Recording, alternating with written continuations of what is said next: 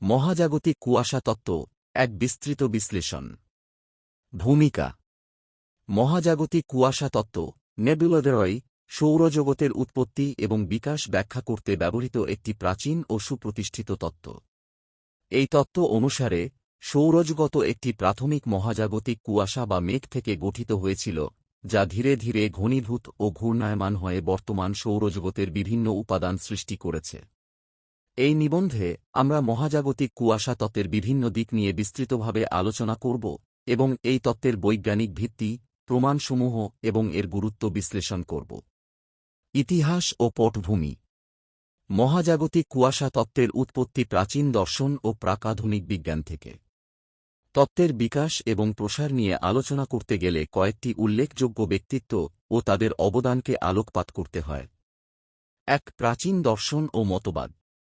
প্রাচীন গ্রিক দার্শনিকরা মহাবিশ্বের গঠন ও সৌরজগতের উৎপত্তি নিয়ে নানা মতবাদ প্রচার করেছিলেন। থেলস, আনাক্সিম্যান্ডার এবং অন্যান্য প্রাচীন দার্শনিকরা সৌরজগতের উৎপত্তি সম্পর্কে নানা ধরনের তত্ত্ব প্রদান করেছিলেন। তবে এই ধারণাগুলি ছিল বেশিরভাগই দার্শনিক এবং বৈজ্ঞানিক প্রমাণের অভাবে অস্পষ্ট ছিল। ২. ইমানুয়েল কান্ট ও পিয়েরে সাইমন লাপ্লাস।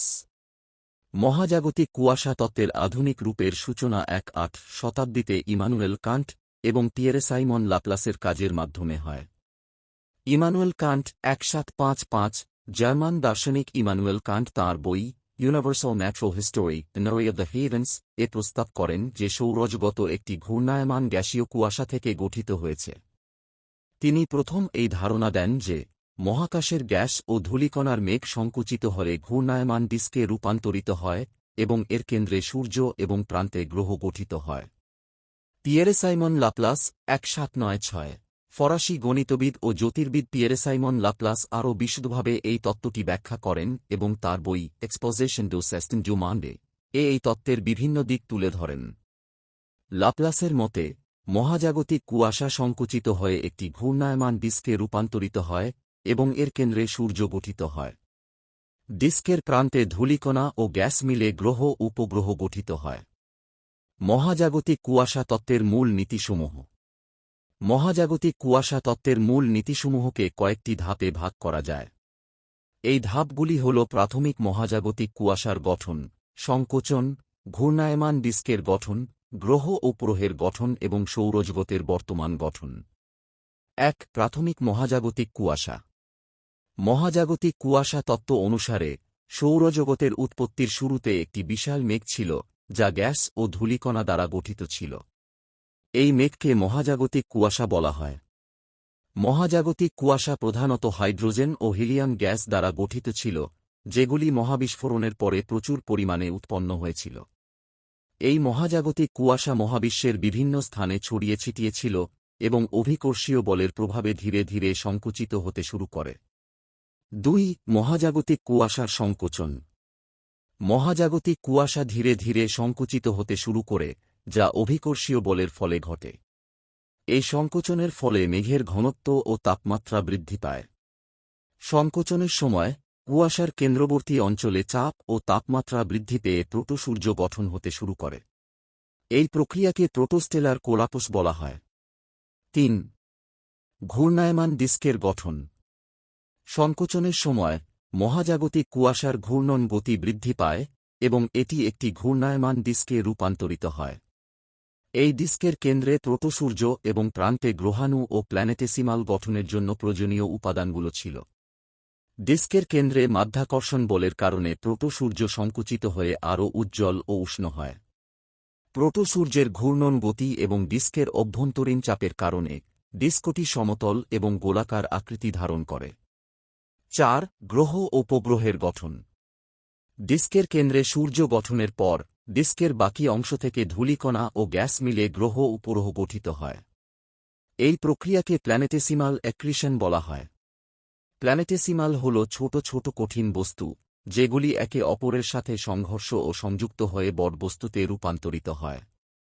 ধীরে ধীরে এই প্ল্যানেটেসিমালগুলি একে অপরের সাথে সংঘর্ষ করে এবং বড় আকার ধারণ করে, যা পরবর্তীতে গ্রহ উপগ্রহে পরিণত হয়। ৫. সৌরজগতের বর্তমান গঠন। মহাজাগতিক কুয়াশা থেকে গঠিত গ্রহ উপগ্রহ ও অন্যান্য মহাকাশীয় বস্তুর মিথস্ক্রিয়া ও সংঘর্ষের ফলে বর্তমান সৌরজগতের গঠন সম্পন্ন হয়। সৌরজগতের বিভিন্ন গ্রহের ভর, ঘূর্ণন গতি এবং কক্ষপথের বৈশিষ্ট্য মহাজাগতিক কুয়াশা তত্ত্বের সাথে সামঞ্জস্যপূর্ণ। মহাজাগতিক কুয়াশা তত্ত্বের প্রমাণসমূহ। মহাজাগতিক কুয়াশা তত্ত্বের বৈজ্ঞানিক প্রমাণগুলি বিভিন্ন পর্যবেক্ষণ ও গবেষণার মাধ্যমে প্রাপ্ত। এই প্রমাণগুলি তত্ত্বের বৈজ্ঞানিক ভিত্তি নিশ্চিত করে এবং সৌরজগতের উৎপত্তি ও বিকাশের প্রক্রিয়া ব্যাখ্যা করতে সহায়ক। ১. গ্রহাণু ও উল্কাপিণ্ডের বিশ্লেষণ। গ্রহাণু ও উল্কাপিণ্ডের রাসায়নিক গঠন ও বয়স নির্ণয়ের মাধ্যমে মহাজাগতিক কুয়াশা তত্ত্বের সমর্থন পাওয়া যায়। এই বস্তুগুলি প্রাথমিক সৌরজগতের অবশেষ হিসেবে বিবেচিত হয় এবং এদের রাসায়নিক উপাদান ও আইসোটোপিক গঠন মহাজাগতিক কুয়াশা তত্ত্বের সাথে সামঞ্জস্যপূর্ণ। ২. সৌরজগতের কাঠামো।